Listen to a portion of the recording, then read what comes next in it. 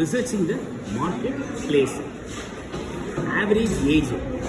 உங்கள் ஏரியாவில் வந்து அதிகபட்சமாக ஒரு கைண்ட் ஆஃப் பாப்புலேஷன் இருப்பாங்க. ஒரு ஓல்டேஜ் அதிகம் இருக்கக்கூடிய வாய்ப்பு இருக்குது.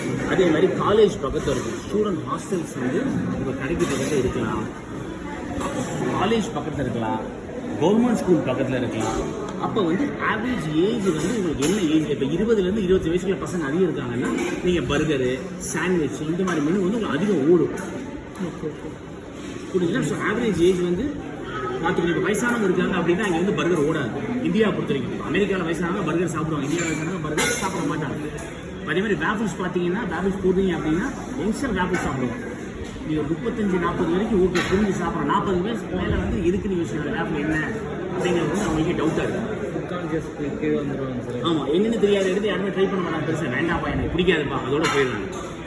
மரைட்டல் ஸ்டேட்டஸ் ஏன் ஒரு பிஸ்னஸ்க்கு முக்கியம்?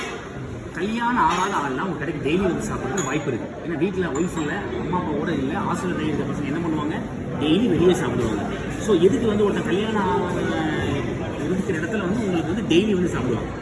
கண்டிப்பாக இப்போ மேரேஜ் ஆனவங்கன்னா டெய்லி வீட்டில் சாப்பிடுவோம், எனக்கு வாரத்தில் ஒரு நாள் வீக்கெண்ட் வந்து சாப்பிடுவாங்க.